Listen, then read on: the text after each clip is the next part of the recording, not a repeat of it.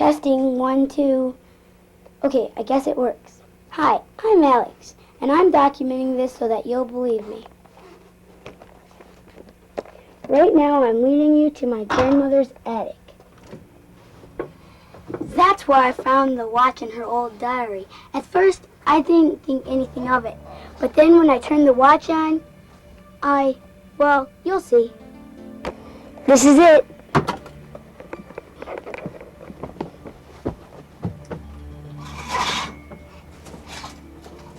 This is the watch. It looks like an ordinary watch. But when I push it like this, I get pictures flashing in front of me. It's some sort of recording device. And if what my grandma's diary says is true, then it's from the future. But wait, let me explain. According to the diary, it was written in the year 2235. Humans had just begun to explore the galaxy and they figured out a way to stop aging. People were at peace and computers did all the work. So they had a world full of kids who would never get older and never die. They devoted their lives to exploration and study. And everything was great until a guy named Vexer released a computer virus that began shutting down all the computers. The Global Council of World Order, that's like the President or the United Nations or something, had to do something quick, because once the computers shut down, that meant total destruction of the world as they knew it. So they put together a special team to go back in time. From now on, this is the second team. It was made up of 4 cadets: Aaron, Lisa, James, and Sean. Their mission was to find the first team and gather information about careers their world would need to survive. Everything would have been fine, except Vexer found a way to follow them to the past. So I guess they went undercover. They enrolled in an elementary school during the day, and they went on their missions during the afternoon. They had set up base in some sort of clubhouse, and they got their instructions from a hologram. But I'm talking too much. Just watch this. I asked you a question. What are you doing? Who are you? Get up from that computer now. Go sit in the principal's office. I'll get him to deal with you in a minute.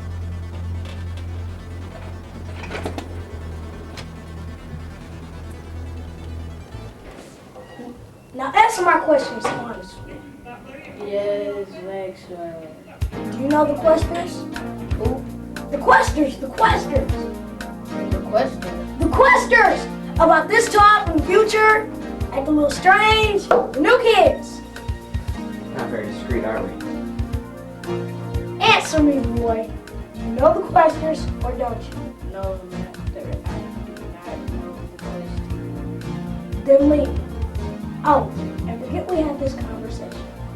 Okay, we never had this conversation. Good. Now leave. What do you want? Just a few more minutes and you would have told us something. Why? What is that thing? It's a brain scan. Would you like to see how it works? My brains aren't here, remember? Hey, it was worth a shot. Now why did you interrupt? They've got one of them. What? Their chief science officer was tampering with the school computer and got caught. They've detained her in the principal's office. Excellent. At last the search is over. Soon the Questers will be mine. Don't you mean ours? Yes, whatever. Soon the Questers will be ours. Ha ha ha. Morphotron, activate. So Vexer morphs into one of the teachers and heads to the office to catch Aaron. Check.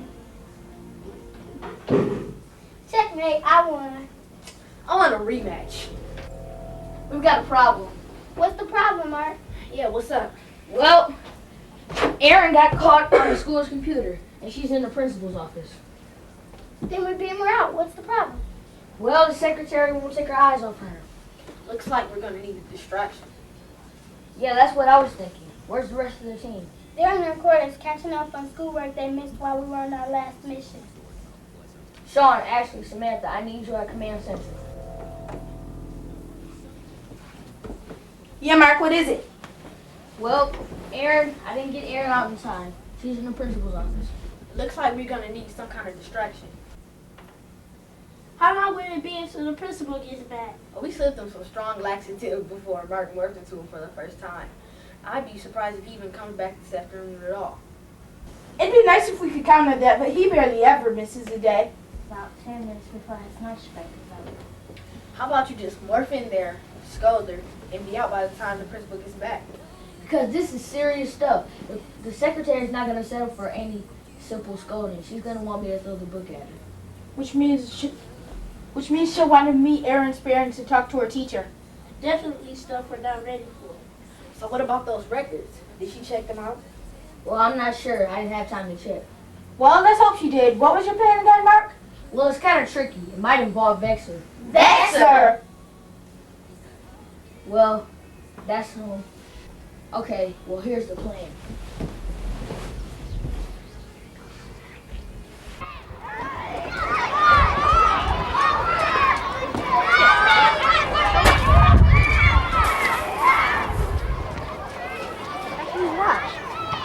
So, how's your pudding? Well, pudding is pudding. I guess you're right. So, do you have the time? Yeah, it's almost 10 after. That's a nice watch. What kind is it? It's nothing special.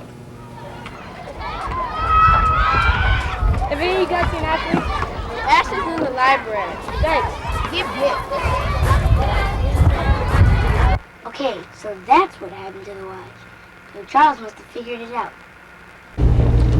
We commonly call these the RoboCams. This is the controller. It controls camera 1, which is this one, and camera 2, which is this one. Watch it, it's spinning around. Only turns the head of the camera, so it's not the whole base. Like some stations have one that they physically do not have to move, but we have to physically move these.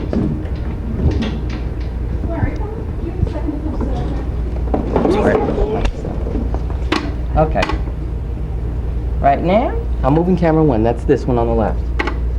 I'm going in. I'm going to get my focus. That's the first thing you do. Pull out. There you are. You get your 2 shot. Now, this is a shot you commonly see at the head of most newscasts, most of our newscasts anyway. Now you have your 2 shot. Or I can go in, I can zoom in and focus on Larry.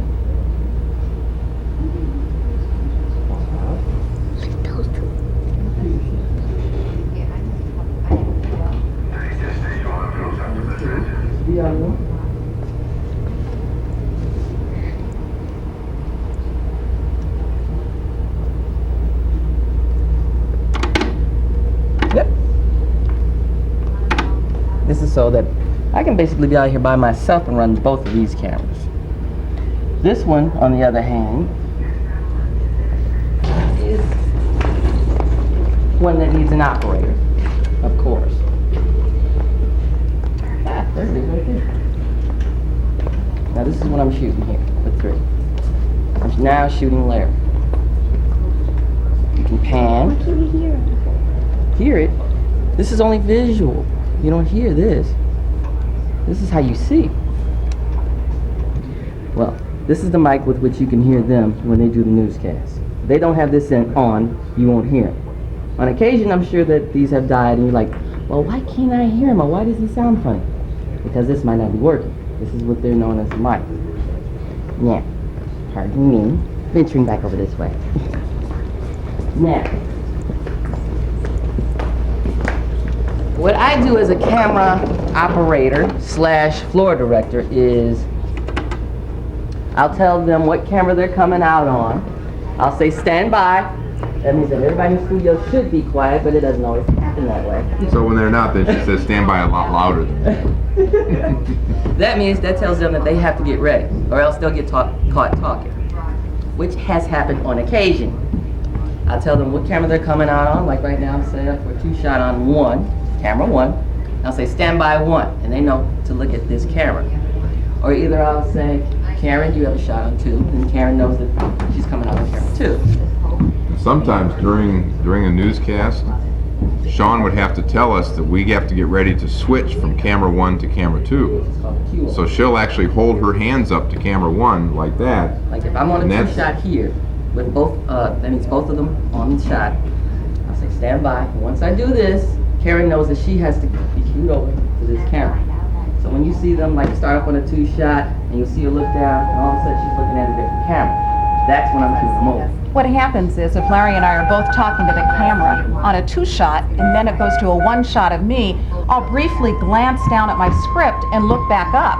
And just at that moment when I glance down, the director punches the button to change from one camera to the other camera. So it looks very smooth. But sometimes Sean, because if we're on the air and the microphones are on, Sean can't tell us, okay, I'm going to change your camera.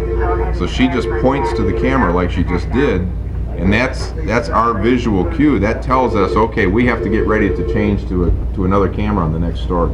And what I also try to do is forewarn them that I'm going to change cameras if I can. That Doesn't doesn't always always happen happen. that way, but they know.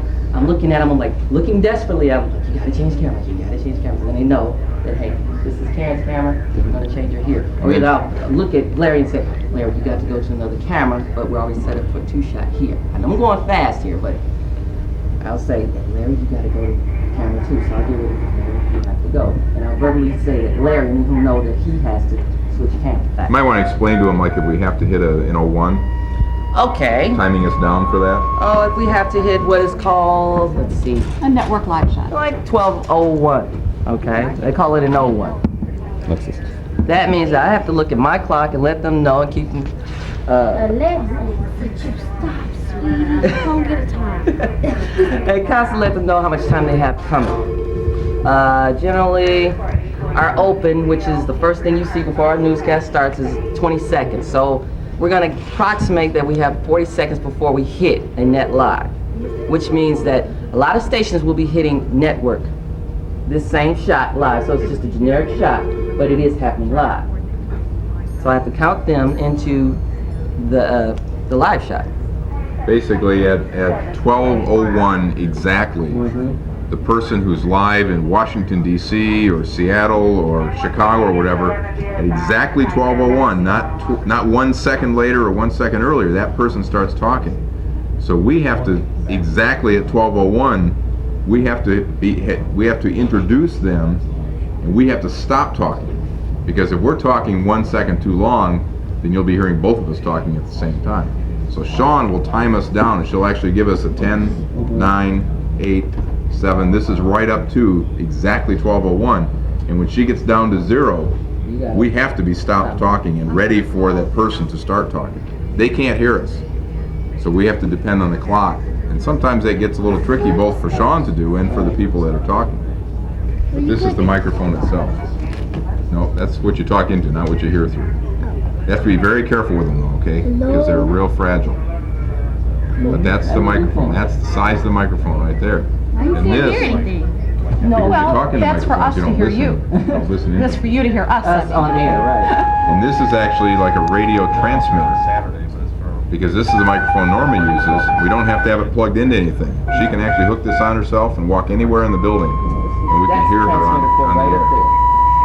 But this is like a little radio transmitter, sort of like a walkie-talkie. Only this only works one way. As he's talking, you can see it on the VU meter up there. Let me turn the mic on. Check, 1, 2. 1, 2, 1, 2. Oh, you see it? Now this is the control center right here. Little tour. You can get a big tour. No, this is Norm. He is the master control operator. He controls what you see on air. Is that all right? Right now he's running Judge Judy. Work it out. And at, what is it, 11 o'clock? No, in about 2 or 3 more minutes, you got another judge. Judge Brown will be coming on. He's the man that controls that. He's the man that rolls what we call the breaks, or the commercials that you see. Excuse me, may step out. This is the man. Yes, he does. Watch yourself. Now, don't get too close to it. Excuse me, may step out. Well, come on now. Judge Judy continues. You gotta get technical here. This is George. Judge Judy. He's audio man / commercial carts. That's what these are. These are commercials right here on TSA. I'm messing them up. Just give me one. This is what is this one? Chatham? Dexter? What is that one about? Yeah, Chatham. I remember that one. What is that, a drug? Yeah, Chatham. Like aspirin. Sam Bernstein. Okay, that's one I'm familiar with. Sam Bernstein, right here. See it? Sam Bernstein. This is a spot for Sam Bernstein. He will eventually load these, whoops, sorry, over into, what is this actually called? The beta cart. Where do you get your commercials from and how much do you charge for it? Well, the ratings determine what you charge for a commercial. The more people that watch a TV station, the more you can charge for a commercial.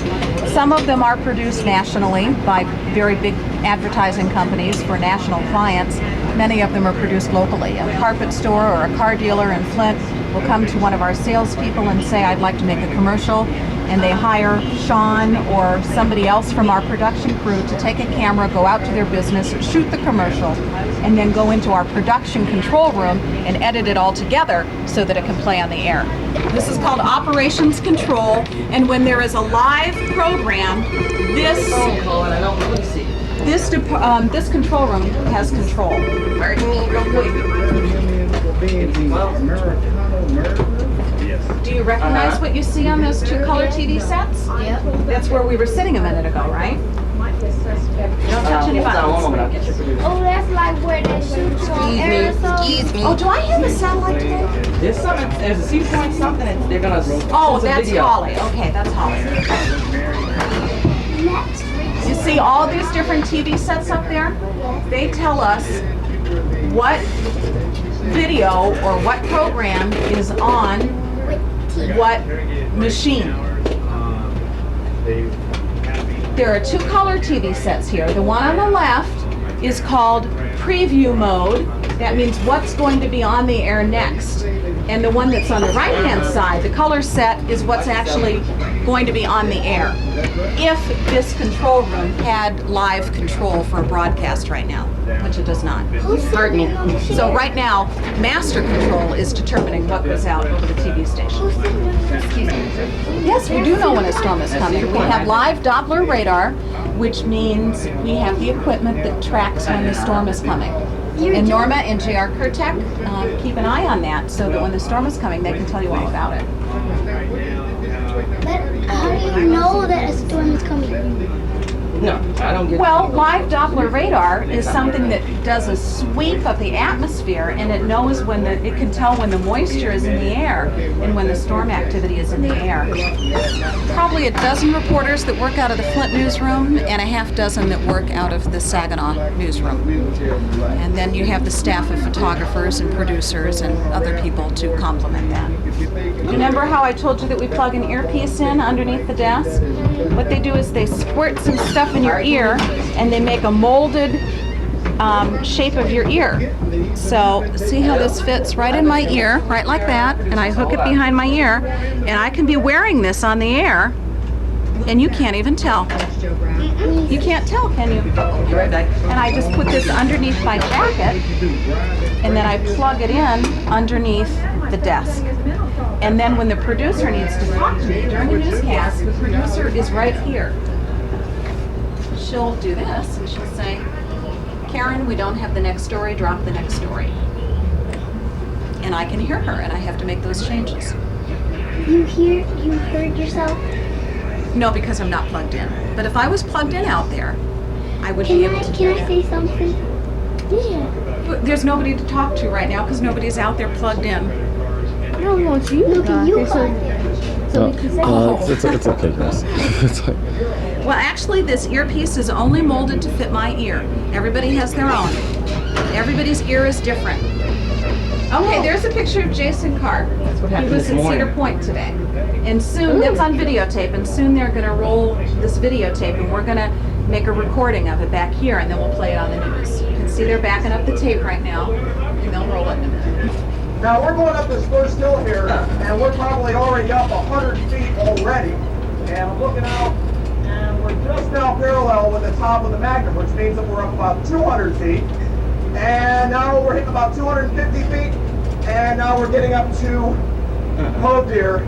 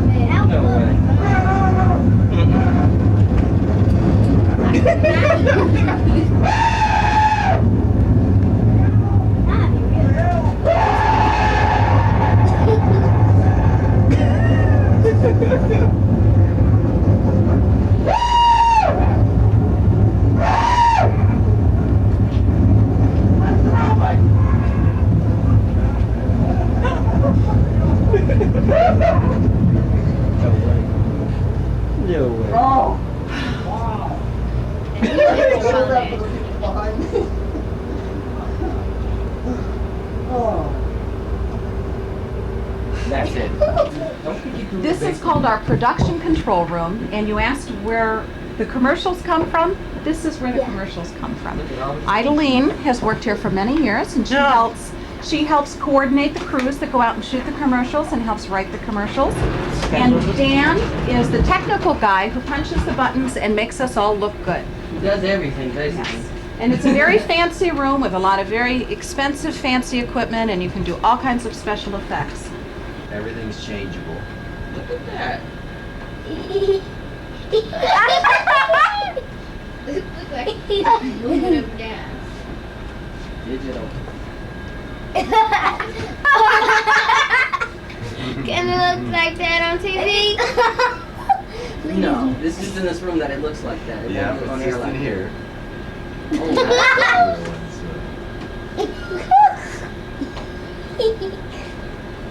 That kind of stuff.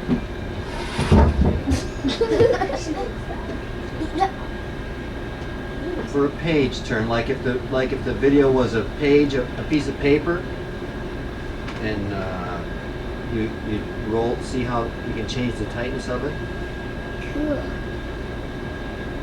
or which corner you want it to roll. This is Robert Glover. He's our graphic artist. How you doing? I make And- all the little graphics for the TV. Stuff like today we're doing something about the roller coaster in Cedar Point. So I made this off a little envelope for television. Stuff that I make is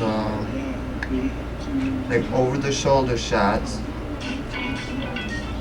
of different things, like for example the Stanley Cup, the hockey tournament, and I put the little emblems of the teams for over the shoulder. So let's say for example Karen Gatlin, she might talk about the Stanley Cup, her head will be right here, and then this graphic will be on the side of her on television.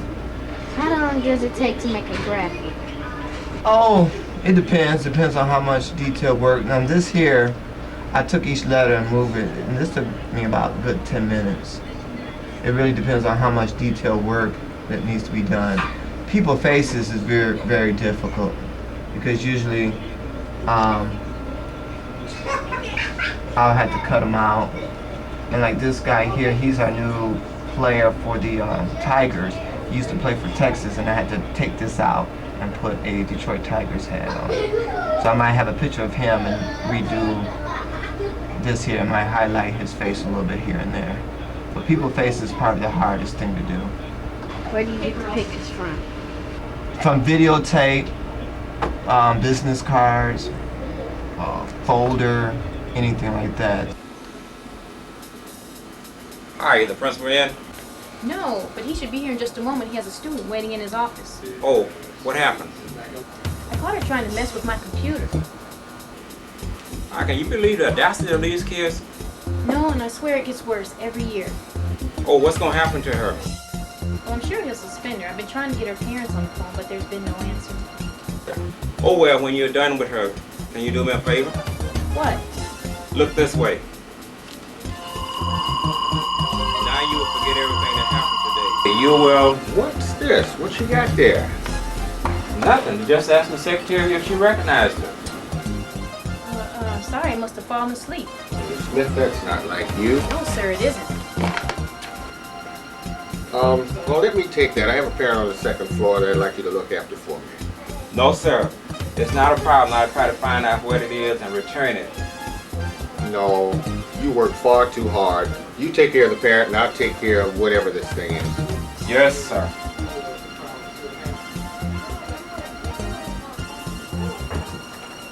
I've got a girl waiting in your office for you, sir. Oh? Caught her messing with my computer. Virus? I don't think so, but definitely some sort of hacking. This is serious. Yes, it is. Did you contact her parents? I've been trying, but I can't get an answer. Well, keep trying. Can we help you? Oh, the coach wants to know if those medical records shipped out. I'm sorry, That would be me, sir. With everything that's happened, I've never got a chance to recheck them. Just give me a minute. Well, what do you know? What? They're fine. Just tell them it must have been a glitch. Will that be all, son? Yeah. Well, I'll go take care of this situation. What's the girl's name? Erin, I think. Mrs. Smith, could you step in here a minute? She doesn't seem to be cooperating.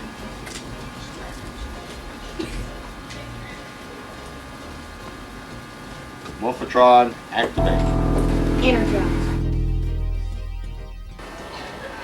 Well, I'm back from lunch. Mrs. Smith, anything happen? No, sir. It's been quiet, really. Good. Well, I'll be in my office.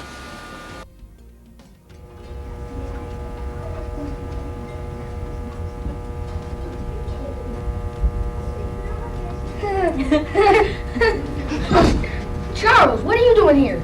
Me? I didn't hear you come in. What's up? I checked the library. There was no one back there. You couldn't have just, the door's right over there. You couldn't have just come in. What's that you got there? It looks like Ashley's watch. It's a little different than I remember, but...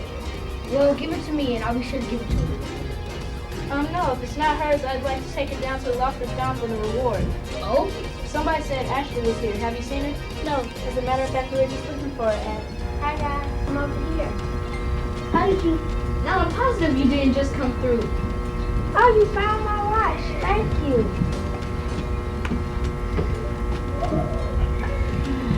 Where'd you find it? It's the oddest thing. I was out on the playground when... Whoops. Guess you have to tell us this story some other time. We gotta go to class.